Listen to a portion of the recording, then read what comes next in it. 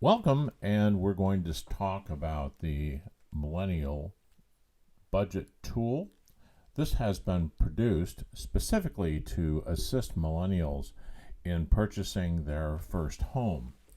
Now, buying a first home is a challenge for anyone, but in particular with this economy, with increasing interest rates and requirements for down payments, it becomes a little more difficult, but not impossible by any means.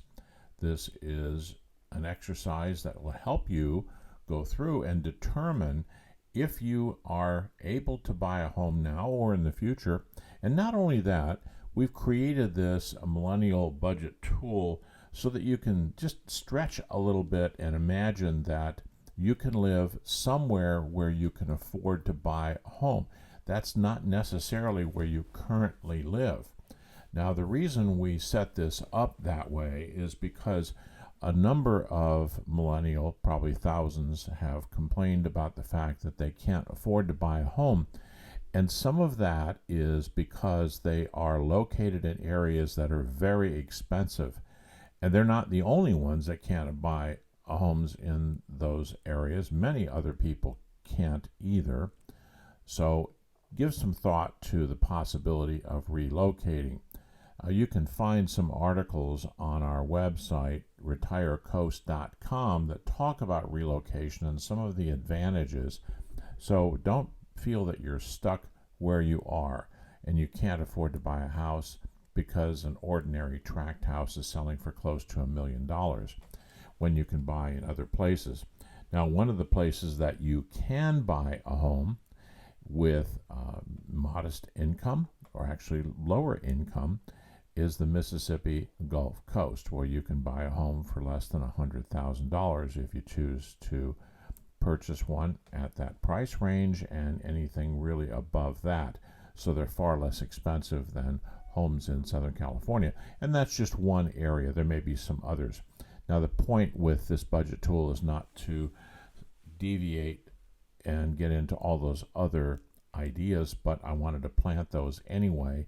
And you can go to the retirecoast.com website, or the Gulf Coastal Realtors website, or the Logan-Anderson LLC.com website. All of our websites have a great deal of articles on them on all topics.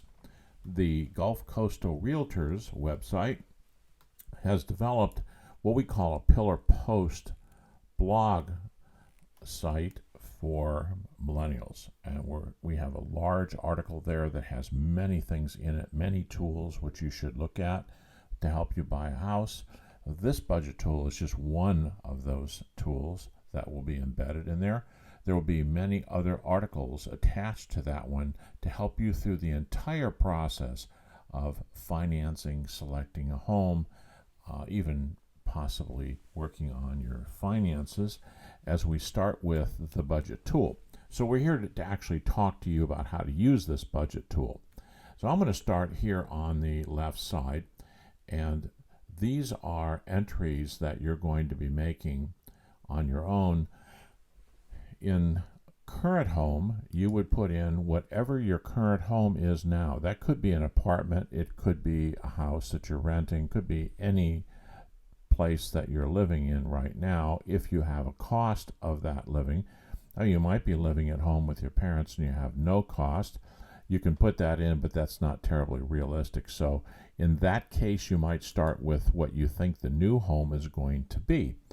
And I'll backtrack just a moment and tell you that the master article I mentioned to you, which will be listed at the bottom of this spreadsheet, you can click on and go into, and there are some tools in there that will help you determine how much home you can afford to buy. But right now we're going to get to those expenses, which will then help you with that other tool. Unfortunately, this isn't that simple, but we want to make it simple. So we start with a budget. That's where you have to start at the very beginning. Before you start talking to a real estate agent or a loan broker, you need to start with a budget, and that's why we're starting here. But this budget is interrelated with some other tools that will help you determine if you're eligible. So at this point in time, I'm just going to fill in this new one right here, and I'm not going to go to, well, let's go to the current home, and let's see what happens here. So let's say your current home is $1,100 a month. Now that's not impossible, because many people actually pay more in rent than they do if they buy a house, and we'll show you in another article how that can happen. This is for the second mortgage on line 8, as you can see, and you probably don't have a second mortgage. We're going to leave that blank. Now water, everybody has to pay for water one way or the other. Now let's assume that you're renting in the first scenario, current home. We'll say you're renting there, and the water is included. So you would put down, we'll just stick 0 and see if it stays. Well, it doesn't stay, but we see a $sign, which means we paid attention to that block. Now, if you own a home, you're probably going to have to pay for water. If you're living in a low-cost area, as I am, I'm going to put $60 a month in there for water. And then for electricity, you're going to have to pay for that even if you rent. And let's say that you're going to pay for a rental $100 a month. Okay, and let's say it's $125 a month for a house, which may be larger than your rental apartment, so there may be a higher cost for that. Depends on the rate in the area. The area I live in, the rate's lower than it is in Southern California, where I came from, for example. So let's say you have natural gas that you use for heating and for cooking. In this case, we put $25 down, and we're going to leave this one blank because let's just say you had electric cooking in your apartment. You don't need to put anything in there, so we're just going to put a 0 in there. And then home insurance, you should be paying renter's insurance. And renter's insurance is probably about $25 a month. Now, home insurance is going to be more than that. Home insurance might run you about $150 a month, depending on the area that you're in. Property taxes are going to be 0 for a rental over here, and they're going to be somewhere, let's say, around $150 a month. We'll go in there and say that's property taxes. And then pest control. You may not have pest control if you rent. If you have a house, you probably won't have the need to have pest control. But let's say that during the year, you're spending $5 a month for a can of spray of some type. Then you have a trash bill. It would be 0 here. And then the trash bill here, in my case, I have no trash bill. So I'm going to put 0 for trash because it's already embedded in the water bill. The sewer bill is the same for me, and would be the same over here. And so the cable bill would be, let's say, $65 a month for both. Well, maybe it's more than that. You have extra stations, so we're talking $125 a month here, perhaps. Maybe it's $125 here also, because you're paying for whatever type of extra. And if you are in a condo or something, you're probably not paying for HOA because you're renting. If you're in a house, you're not paying for HOA either. If you have a gardener, put that in there. We're going to put 0 for now, and we're going to put 0 for now on both sides. Most millennials do their own gardening. Now, home maintenance, you need to set something aside for home maintenance. Let's say we're going to set aside $100 a month. And that's for repairs, things that you need to do around the house that will keep it going. For example, cracks in the concrete, you're fixing that, pressure washing, things like that. So we're going to leave that at 0 for the other property. You can see that your expenses to own a home now are higher here than they are to rent in this scenario. It may not be the case where you're living right now, And in fact, if you relocate, it's probably going to be almost the reverse of this. We're going to go through the car payments now. A lot of people have a car payment.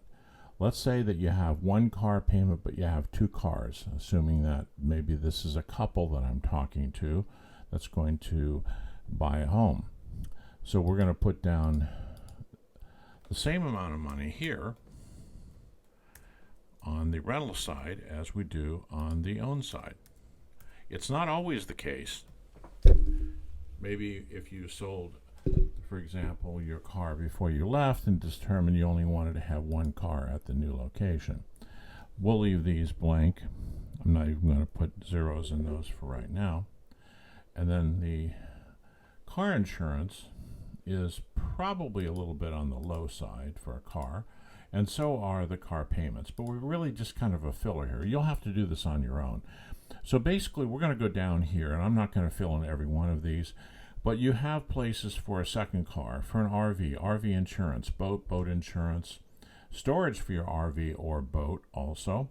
You have vehicle maintenance. Everybody has vehicle maintenance. So we're going to put, say, for example, $25 in here. Okay? And vehicle registration, you're going to have vehicle registration. Let's say that's $10 a month. Now you take the annual amounts when you pay these annual amounts and just divide it by 12, because you're going to pay your registration once a year. Now your credit card payments, they're going to be, well, let's just say that they're the same at both locations. They may not be. And this would be the total of all your credit card payments together. If you had student loan debt, you would put the monthly amount in there that you have to pay. And then any other obligations, let's just say that you had $50 here, another obligation. So basically these come out to the same. But as I said, they won't necessarily come out the same because you may change some things. You may decide to get a second car at your new location if you decide to move that you don't have at the first location. This just gives you some options. So what I did here is current home, new home. This could be possible home number 3 or home number 4. These are others that you may be looking at. So this may be home 1 that costs $200,000. This may be home 2 that costs $225,000. So there would be a few things that would change. Most of these numbers would not change with a house that's a slightly different size, but they might be in a different jurisdiction. When you come down here to the living expenses, this is all again based on month, what these monthly costs are. If your health insurance is paid once a year, then you'll put in, divide it by 12 and put the amounts in. They should be the same amounts on both sides. I'm not going to fill in this side over here because I think you get the point here that you fill in on all of these expenses. Now I've left some, there's an other here, but it would be best as you're doing your expenses to create another sheet here down at the bottom. Just add another sheet in. What you do is insert a sheet up here and then create a sheet so you can break down, let's go back up to credit cards. You may have several credit cards and you have credit card payments, so you might want to break that down right here.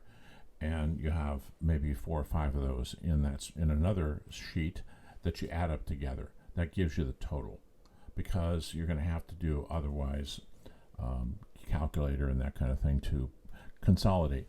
Mobile phones, you might have 4 mobile phones or 3 mobile phones. You put the total in here, but you might want to have a separate sheet that says this is what this one is, that's what that one is, and then you can put the totals in here. Same thing with donations, with tuition. This is college classes. I put a separate one down here for school tuition for children, or say preschool, for example. License, other things, life insurance. Don't forget birthdays and Christmas, gifts. Those are all expenses. You don't want to leave anything out. Nothing, not even the smallest thing here. Put it in the other and detail what that is in another spreadsheet. So we come down to our total right here in this section. Each section has a total. That's $990 in this section here. This one's $410 and this one is $1740. Okay, we're going to set that aside for a moment. Let's go over to the income side. On the income side, your income may differ depending on where you're going to live. You have a different jobs, you have different income strategies there. So we put in two different incomes for two different people, if this is a couple. Also, some maybe internet income that you're earning, for example, a little side hustle going on, maybe some, Uber driving for somebody. And these are all taxable. All of these will show up, and you'll get a W-2 form or a 1099 form from whoever you're working with, all of that. These do not show up. This is if you're doing something else on the side, such as woodworking, and you're selling your materials, or you're going to a flea market or something. This is still income. And if you're making that income, you need to put it in here. Now remember, this is only for you, so you don't have to hide anything.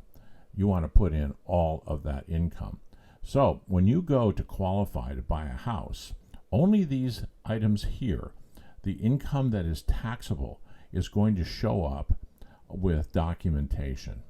You may not be able to show this as documented income. If you can, you might get some credit for it, but most of the time you won't, and most of the time it'll be small income. So we call $4,400 of income here, for example. Now we go down to your tax rate. If you don't know what your income tax rate is, you can find out by looking at your income taxes last year. And basically, we want to know what the effective rate is. So let's say, for example, that you made $30,000 last year and you paid $3,000 in taxes. Net, that's it, after everything. That's what you paid. You just take that $3,000 divided into 30, and that's 10%. That's your effective federal tax rate. You need to do the same thing for the state tax rate also. Put that rate in here. Just type in that percentage. Then you can get over here to the federal income taxes that are going to be owed, and you can see that at 15%, $645. Now, this is your effective rate. So this is after all of the deductions and everything, which you actually had to leave behind with the IRS. Same thing with the state as well. So this is after all deductions. Then we take and we come up with income, subtracting this tax here of $36.69, but you can't spend that, okay? Now here's the total of the non-taxed income, which is right here, 50 and 50. And then $37.69 is the total available income. This is what you can actually use to pay your bills with, right here. This number is very important. We're going to come down a little bit further, and we're going to take the summary of all of the expenses from the left side here, and here's what they are. And they come down to $3,140 in this example, showing there's a positive number here of $529. That means that after you have paid all of your bills, you have $529 remaining. Now I'm going to come back to that in just a moment. Down here, this is where you will put in all of your savings, because if you need a down payment, which you probably will, depending on the program you're going for, you need to figure out where that money is going to come from. Now over here on the left, you'll see that there is an expense item for 401k and contribution. The reason we put that in there is if you're making a 401k contribution, which we should put in as, let's say, $100, because that's what it was over there on the other side. Okay, 100. Okay. That is coming out of your paycheck, and what we're trying to get to here is what's your net right here, and that's what it is, $429 with that $100 taken out. Okay, and now we're going to show you where this $100 is going to go. It's going to go right here. Now, we're not going to have this in every one of these categories. I just put that in just to test the formulas. So we're going to take out, let's say the second person also has $100, and your employer contribution on that is also $100. So this is the amount that comes out of your paycheck, $100. This is what they give to you, $100. And this is the second person in your household, and there's the same thing, 100 and 100. So we're completing the $900 here by adding up all of these things above. And then we're looking at the total annual savings of $10,800, which is simply the 900 times 12. And then you need $15,000 for your house. That's a down payment, closing costs. This shows that you're $4,200 short of that goal at the end of a 12-month period of time. Basically, you need 16.7 months in order to reach your goal from the time that you start, based on putting $900 a month in. Now, you may need to reduce this because it's not that high. You may take out some of these things, so that 16 months may go longer. It may go far shorter, depending on how much you want to save.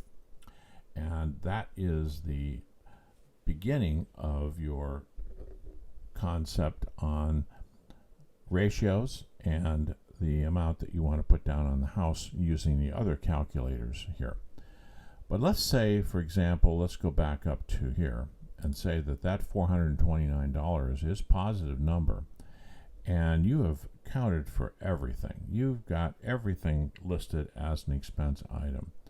So in theory, you can use that $429 to increase your savings. And if you did that every month and you went to $529 here, then you can see that you would be able to save that down payment in 11.3 months. And that is what they call the what-if scenarios. You might also be able to do that sooner if you had an increase in income or you earned some extra income. This would rise, that would shorten the time. Then over here on the expense side, you may decide that you're going to cut out an expense. Now, there isn't really much fat in this one, but you might want to take out something in here, such as, I'll cut back on mobile phones if it was a larger number, for example, or reduce the fuel in your car, if possible, drive less, or medication at $500. And you say, oh, you know what, I didn't mean $500, I meant $50. So we're going to put $50 in there. And then we go back over here and we go, oh, okay, we have some money left over. Okay, we have a lot of money left over. So you take that and you put that down here if you want to shove more of it into your 401k, because you can borrow from your 401k to make a house payment. That's one of the rules that they permit, if that's where you want to put it. But you might want to put it into the brokerage. You might want to put it into cash while you're building up this amount of money. So this is your Millennial Tool budget, where you can incorporate everything you need in here, all your expenses from where you're currently living, where you might want to go, and this new home is where you're going to put in, say, $1,000. Now, you're starting with this right now because you're trying to run through basically and capture all of your income and all of your expenses. And one of the last things you're going to do here is take this, you put the current home in, but you're going to put in the new home, is to go through the other calculators, as I mentioned, the debt to ratio calendar, which tells you how much house you can buy. And you might determine that you can pay another $300 a month. So you go $1,300 here. And let's see what happens over here. Okay, you still have some money left over. So you can do what ifs. You can move this up to $1,500 or $1,600 or $1,700 until this basically comes out to about even. Now keep in mind, you probably should have some excess cash for something that might come up that you haven't planned on. But if you're putting money into savings that you can take out if you need to, you can just flop this cash back down here as much as you want. But basically, starting out with this budget tool, you'll determine whether you can actually afford to buy a house and how long it's going to take you with the other tools to buy that house. And if you have a lot of these expense categories filled in, then you can see if you have any, quote, fat in there, something you can reduce that you don't need. And then again, there's other ways you can earn income over here on this side by maybe starting a side business, for example. If you are a single person and you're filling all of this in, and then you decide to get married, for example, you can then add the second income to that, and you'll see a significant improvement in your prospects for buying a home. Well, that's all we have for this. If you have any questions, you can go to our website and you can read more about budgeting and about the other tools to use. We'll put the link at the bottom of the Millennial tool, and feel free to use this. Also, you might want to copy this onto your computer, because if you open it up and you fill it all in, it'll go away when you close your browser. So just copy this. This is a Google Sheet.